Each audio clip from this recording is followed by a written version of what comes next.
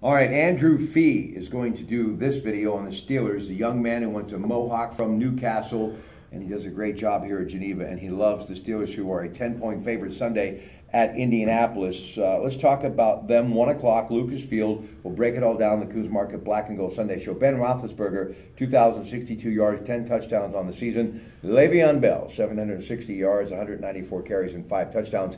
Antonio Brown, 835 yards, 34 catches, 3 touchdowns. Ryan Shazier, 2 interceptions, and Cam Hayward, 5 sacks. Now, when you look at the Colts, you think of Andrew Luck. Well, he hasn't been in the lineup of late, but it seems as though Jacoby Brissett starting to figure it out. 1,950 yards, 7 touchdowns. Frank Gore, who's the ageless one, he's still playing, 455 yards, 4 touchdowns. Ty Hilton, what a talent, wide receiver, 702 yards, 3 touchdowns. And Malik Hooker is out with a banged-up knee, Newcastle, and I would have not known that if it wasn't for Callie Kaczynski, who's also a Newcastle grad, who said to me last night at KDK, hey, he's out, Malik Hooker, but she said it's a great family, and I guess there's another young player coming up by that name as well, too. So there you have it, just some news and notes, and it's time now to talk a little Steelers football. Observations coming off of the bye week. I think it's a safe bet to say they got to be one of the favorites to get to the Super Bowl, right, Andrew? Oh, I mean, the top team in the AFC right now.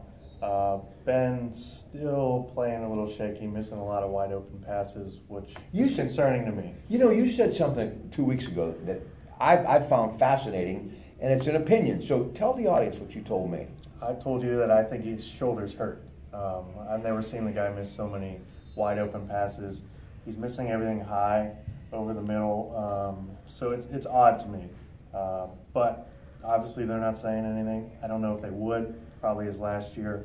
He's going to play through it. But, hey, keep giving Le'Veon Bell the ball.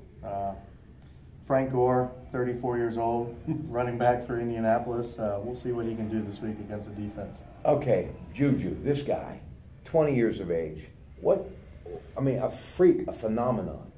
Well, he's like Hooker on the other side. Just straight athlete. Just young, ready to play. Got a great opportunity because the other guy couldn't keep his mouth shut. So he caught all the passes that he would have been catching that night while he was sitting there watching him. I mean, supposedly got his driver's license last week and doesn't have to ride his bike to work anymore. So we're all excited about that. All right, now this defense, this is what I like, the defense, especially Cam Hayward. We actually have a pass rush and a line that can actually stop the run. And you're always looking at the high-flying offense, and I can understand that and the questions in the secondary. But let's talk about Coach Butler and what he's been able to do with his defensive line. They're playing good football. Yeah, I mean, we all are biased to Dick LeBeau, right? Yeah. Go back to his day. But I think the defense is coming around. It's been a little weak the past couple of years in my eyes, and been playing a softer D. They're coming around, playing a lot tougher. You don't see the 15-yard cushions on the wide receivers now, playing up in their face a little bit more. So I'm confident that the 10 points that they're getting, they'll cover and we'll be fine. Listen, I was talking about my daughter Eva, who will be at the open house here on November the 18th. She's at Quigley. She's a junior. One of the things we were talking about, I took her to Starbucks tonight, was the fact that their class is actually giving raffle tickets for the Steelers New England Patriots. I thought, oh, that's pretty cool. And then I started thinking, I said, if I could get Andrew tonight, I could ask him this because he knows the NFL. There was this talk when Garoppolo went to Frisco. I guess Frisco actually asked about Brady. Maybe just a little swag. I don't know why, but they asked. And they're like, no, forget it, hung up. And then I see stuff trending on Facebook later that Tom Brady could actually maybe see himself finishing his career somewhere else. Yeah, you don't think that's going to happen, do you? No way. I mean, okay. Robert Kraft's never going to let that happen. He's going to retire as a Patriot, which he should. Best quarterback of all time. Amen. I'm willing to say that. Best coach, too, I think. Best coach of all time, unfortunately. I mean, we all hate him, but... No, we don't hate him. I mean, he's a winner. Well, I hate him, but, okay. But I mean, he'll lose 4 wide receivers, and they'll still come out and play well. He can get through anything. He's the best coach. Let me tell you what I tell my children. Don't use that word hate. I don't like that word. But I do like the fact that the Steelers are finally, I think, starting to figure things out. But one of the things they haven't figured out is Martavius Bryant, because I think he's still trying to figure it out because he's so hungry and he went through so much, and I think he's just eager, and you want that competitive spirit. I just hope that he doesn't give up on himself because I think he's got so much potential and he can bring such a wonderful talent to this offense, I think. Yeah, I mean, I went through a little rough time there, but I think unfortunately for him, he set himself up to get traded. Juju's playing well. He's a marketable guy.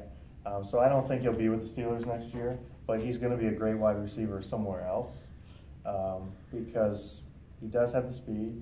He can catch the ball, but he's just got to grow up a little bit. All right, before I let you go, Route 18, heading out, there's a place called Wampum, Pennsylvania, where you have some ties to, obviously. Yeah. Obviously, Newcastle, Mohawk. But I got to tell you about Richie Allen, Wampum. That, I don't think you realize, is such a special place in Beaver County that never gets enough credit. A great history when it came to high school basketball.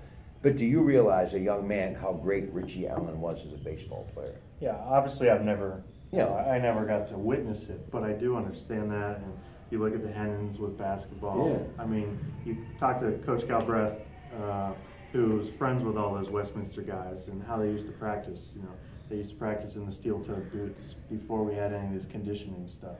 And they beat teams by 80, 90 points without a three-point line. It's just phenomenal stuff. Let me tell you about great work ethic, and you're talking about some places that there's a lot of great work ethic.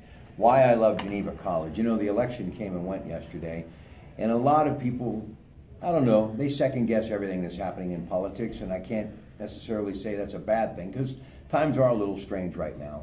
But to give you an idea that there's always hope, a friend of mine who spent some time here after high school graduation, then she went on to law school, recently ran for judge, Beaver County Court of Common Pleas.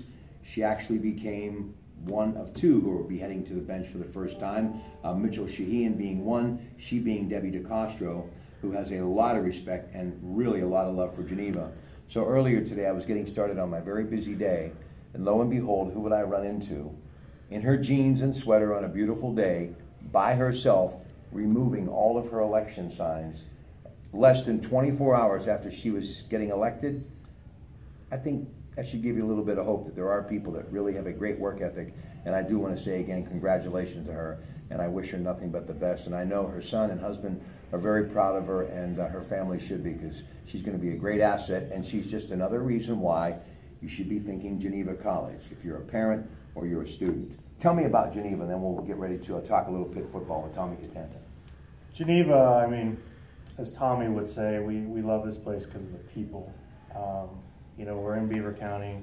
We're a big family here, hard workers, and they'll do anything for you. I mean, you're having a bad day, they'll pat you on the back and get you through it, or, you know, or chop you down a few pegs if you need it. But the people at Geneva care about the students, about the faculty, about the staff, care about your families. You know, we'll ask Tommy how his kids are doing. You know, we don't have to do that, but we care about them. So I think that's the best part of Geneva, is the people and how much they care and want everyone to succeed. Now, I don't know if you agree with this, but you're humble, but you're also a guy who believes in yourself. You know, you remind me of a young future executive like in the NFL, like a Kevin Colbert or a Tom Donahoe. You kind of got that swagger to you. What do you As want? long as you don't say Roger Goodell, we're good.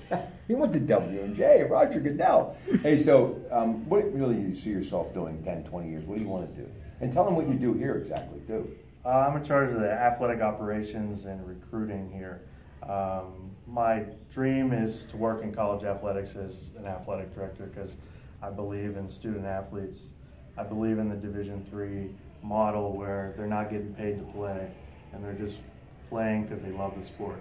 And you know, me, Becky, Van, on the administrative side, we try to do everything we can to help them succeed.